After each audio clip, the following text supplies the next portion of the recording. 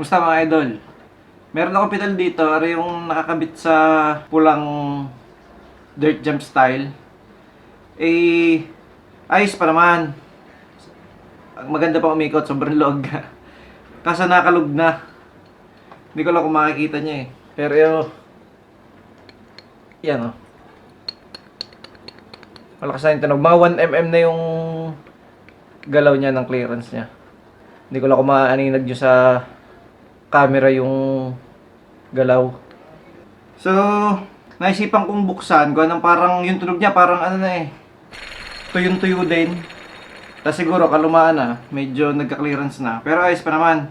So, naisipan kong baklasin at grasahan. Tapos ay medyo iset natin ang ayos para mawala yung clearance. So, simple lang to. Kailangan lang natin ay pansundot nitong takip. Tsaka usually 15 to. Ang pang ano dito. Tapos ay socket para sa tornilyong nandina sa loob. Dinala ko na yung toolbox ng katset. Hindi ko lang nasukat. Kadalasan pare-parehas naman yung sa mga flat pedal na ball bearing, pare-parehas din lang ng style sa loob. Kaya applicable to kahit anong brand. Hindi ko matanggal. Pangit yung pasundot ko. Kaya ko dapat flat.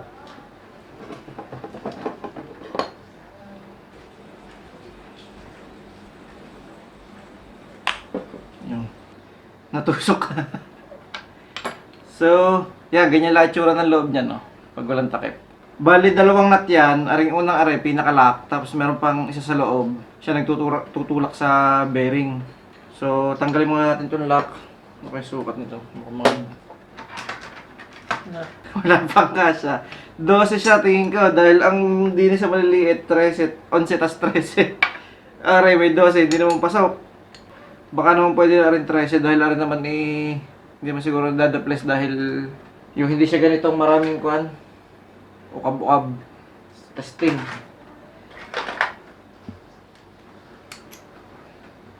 Sana hindi mabilog.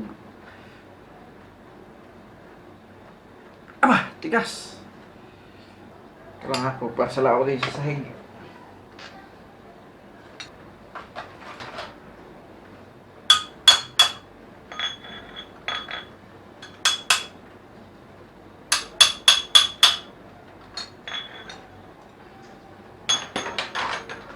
Tigas pala na ito.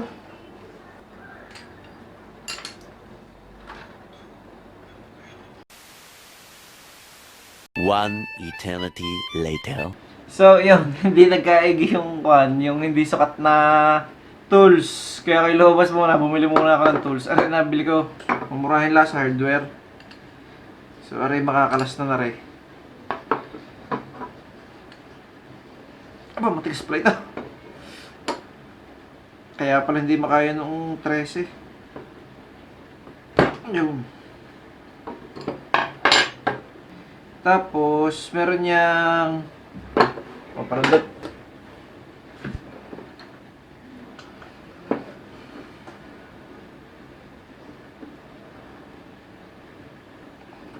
Yun, labas. May isang washer na ganare. Yung sakto lang doon sa hugis nung nung shaft. Gawa ng para mahigpitan mo ng todo tong lock nut. Gawa ng hindi ganare, normal na bilog. Pag hinigpitan mo ng todo, may tendency na sumama rin sa ikot. Pag rin sumama sa ikot, sasama rin sa ikot yung kabilang yung isang nut, di higpit ng todo. Babaon yung bearing, masisira. Gagas pang ikot. So ngayon, rin namang isa. Aba! Ay, ibang sukat nung isa! Kuya! Mas malaki, pero siguro may maluwag are. Maluwag naman pala.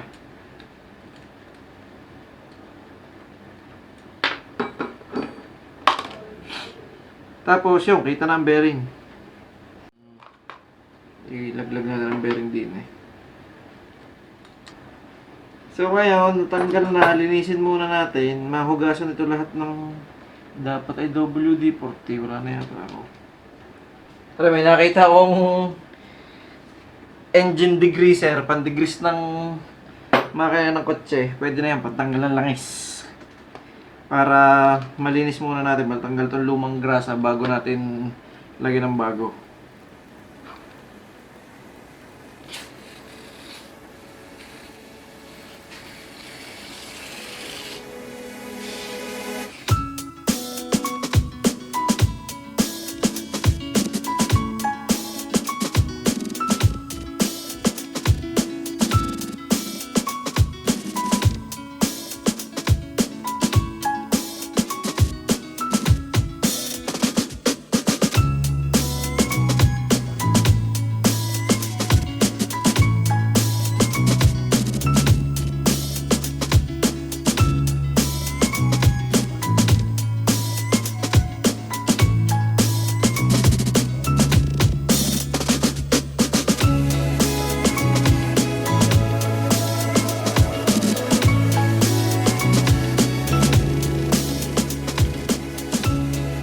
Ayos na, ano pa naman, makinis pa naman yung mga bearing cap.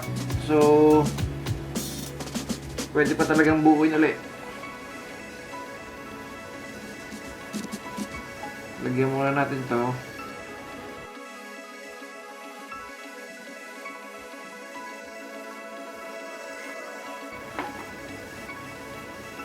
Kumuha tayo isa.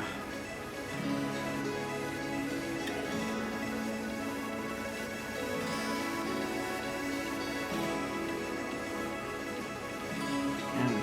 Kumuha lang. Tapos, salpak na natin ang ehe. Ay.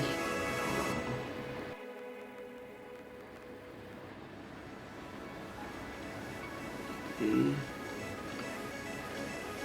Wala rin pala tong ano.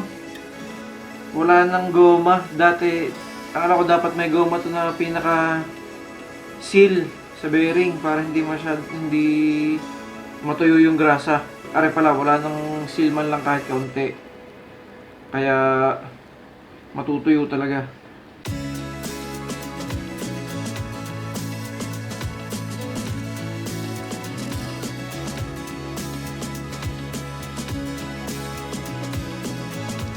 Okay. Next ay itong cone.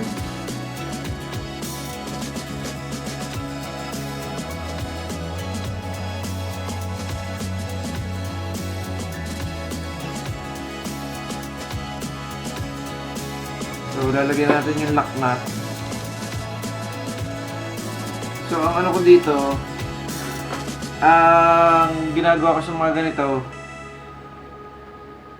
ganyan, lapat na yan, wala nang kakalog-kalog. Kaso, pag hinigpitan natin yan ito, matutulak pa niya itong nut, maididiin pa niya ng kaunti. So, luluwagan natin ng konting-konti lang, mga 1/8 lang na ikot. Mapapansin nyo, may parang gapapel na clearance yan. So, tsaka natin ilalagay ito, yung lock washer, tapos yung nut. Kung sakaling kulang, kung napasobra pala yung clearance, edi kalas ulit, tapos higpit ng konting-konti. Dahil masama pag napasobrang diin, napasobra ang higpit sa bearing, baka magkatama yung bearing cap, babaon yung bearing, magkakameron ng lubak-lubak, edi gagas pa ng ikot.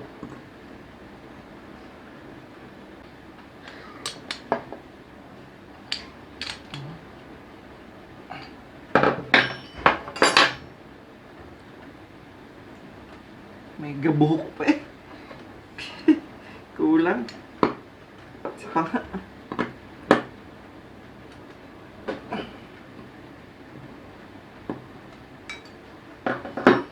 May gabuhok pa. Higpitan ko pa ng kapirasong galaw lang.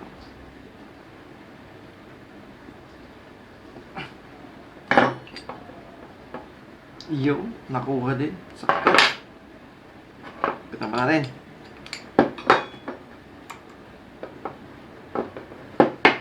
Dulas na ng kamay ko. Yun. Tama-tama lang ang dulas ng ikot. Pero walang kakalog-kalog. So, fresh na ulit. Fresh.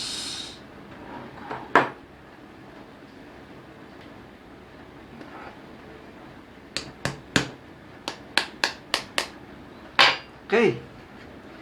Guys na uli. Wala kang kalog-kalog. So, hanggang dito na lang muna itong video na to. See you again next time and ride safe, everyone.